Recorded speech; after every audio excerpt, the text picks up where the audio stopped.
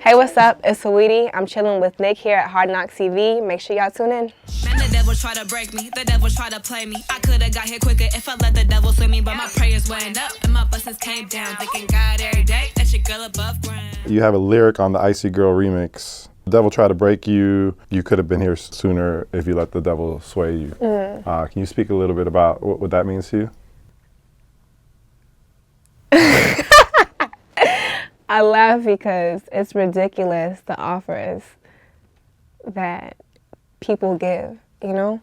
Like, I could have been, I could have not been broke. I could have just been doing a lot of things, but I have morals, I come from a family that, raised me with like love and care, so I have values and I'm grounded. So, if I was, reckless, I could have been popping. But as far as, I was offered like money to do certain things, people's studios, but that's never been like my type of thing. But that's what I mean. And I say the devil because it's just like, if I would have ever do any of those things, I would have compromised my integrity. Some of the things you offers, man, sometimes disgusting. You like, y'all want to pay for that?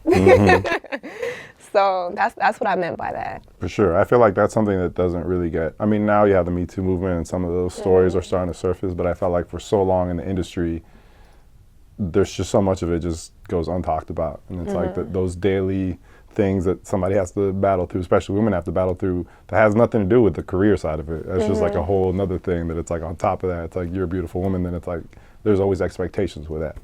Yes, I would recommend for men and women to not take any shortcuts, because even after that I said, but my prayers went up and my blessings came down, thanking God every day, that's your girl above ground. So it's just like, I prayed a lot, because it's just like, damn, should I do this? Like, I think I was offered a lot of money. And when you're broke, it's like, damn. It's just like, but yeah, so I'm glad, because nobody got nothing on me. So I'm glad I didn't do anything. Yeah. Tell me a little bit about your process as an artist. You obviously started off with the car raps, and then you just put out your EP. Now you're working on your album. From freestyling and like just doing more like stuff over other beats to now composing songs for your album, what's that process been like for you? Honestly, frustrating. I've learned that I'm a slow artist, because when I write under pressure or when I write and there's not a lot of time for me, I don't write my best. So I've learned that I need to, retract, be by myself and write. Because like, although, being broke was just ridiculous, one thing I did have a lot of was time. And in that time, I would, do surgery, rewrite, and it would feel organic as compared to just me writing and then I don't even like it. But because I have that bad taste in my mouth that I don't like this verse, it's hard for me to reconstruct it. So I'm a definitely take my time type of artist. So you're very methodical. You actually like write on paper, or do you write on the I like phone, writing on like, paper. yeah? Yeah.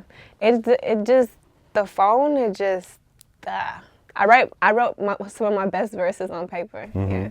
That's dope. Yeah. What can you tell us about how your album is going to be different than the EP? Like, what can we expect in that progress? I compare like my EP to like a scrimmage and like my album as a game. So I'm nervous, and because I feel like that, I was an athlete, so like I know the difference between the two, and it's just a different type of, like, scrimmages is like, you can mess up, you're experimenting, but the game is like that L or that W counts. You feel me? So I want to take my time. I don't want to box myself in. I want to make sure I stay true to my sound. So while I'm experimenting, I want to make sure that it's still, a Saweetie sound. So I'm going to take my time, and I would love for my album to be a moment. I love that. Like, one thing that my supporters and my fans say about my music is that they can live with it. And like, this is my theme song for this. And it's just like, I love that, because now you're creating memories. And now my music is now nostalgic, It's like, it reminds me of the people I listen to. Like, I don't want the type of music that just kind of gets consumed and then thrown out. So I really want to take my time with this. That's dope to hear. How has the Bay influenced you? like growing up in the Bay? So I grew up in the Bay in Sacramento, and I rep both areas only because, you know, I was raised in the Bay, but like my teenage years were in Sacramento. So the Bay, of course, I feel like it influenced, you know, like my lingo. When I went to college, I kind of lost some of that. Because I'd be saying some stuff and they'd be like, what? You know, the Bay is just a different type of environment. I used to go back every summer and new words have been created. I'm like, dang, bro, like. Language. The Bay doesn't get credit for this language. It doesn't. So I feel like definitely my attitude. I could tell when you get into it and the shoulders start moving. It's like, okay, she's from the Bay. I think it was what video do you have? The anti-video when you're with your girlfriends. I was like, oh, she's from the Bay.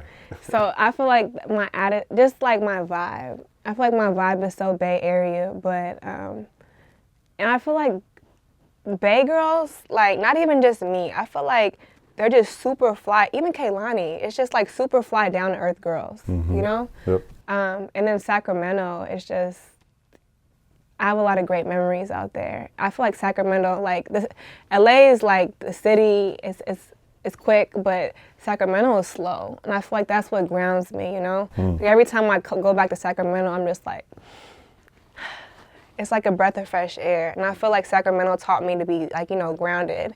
And I feel like a lot of talent comes out of Sacramento, and people don't recognize that.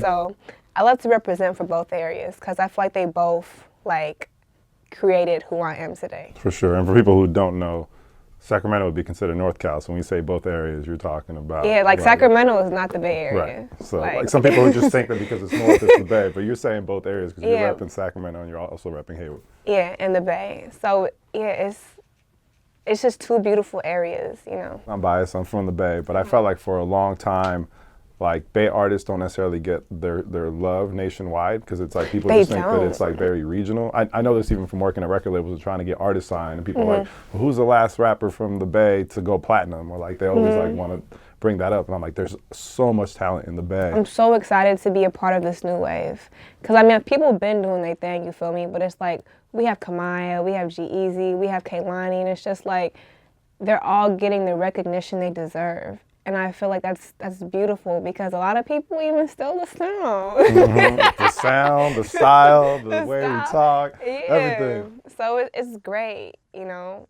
and it's just, the Bay is unique, you know? Like everybody got their own sound too. It's not like a cohesive sound. Yeah. So the Bay definitely breeds like original talent. And you got some link to a Bay legend, I heard. Like you grew up close to Hammer. Is that true? Yeah. So my dad was his bodyguard, one of his bodyguards. Oh, dope. And then my auntie Stephanie, Hammer's wife, went to my grandma's church. Wow. Okay. So it's like our families are like this. Yeah. Has he reached out now that like your career's popping to like give you any advice? I mean, I feel like I'm sure he has a lot. He's super busy, but like my cousin, his daughter, told me he like loves the EP and he loved the song Too Many. So, you know, I was excited to hear that. I'm like, dang, you listen to my EP? Yeah, because although like I grew up around him, he's always just been like bigger than life to me. So I was always like shy, you know? Like, and he was always touring too, or like busy, so we didn't really spend that much time, but I'm super close to like the family. I feel like Hammer doesn't get his props. Like he put on for Oakland. Like I know people are like, oh yeah, but because he got so large, like people sometimes forget that like, man, he really like put on for the town and like did so much in the community for so many people that whenever anybody says anything bad about Hammer, I'm always like, yo, check yourself. Yeah, like that, yeah. I feel like, and that idea has became like, not the thought of the world, but it's just like it has influenced other people's minds. And it's just like, sometimes when people talk about him, I'm like, I start asking questions and they kind of don't know where that negative thought is coming from. So it's just like, y'all need to like check y'all facts before you start speaking on somebody. You talk about being a boss woman. What is the definition of that to you?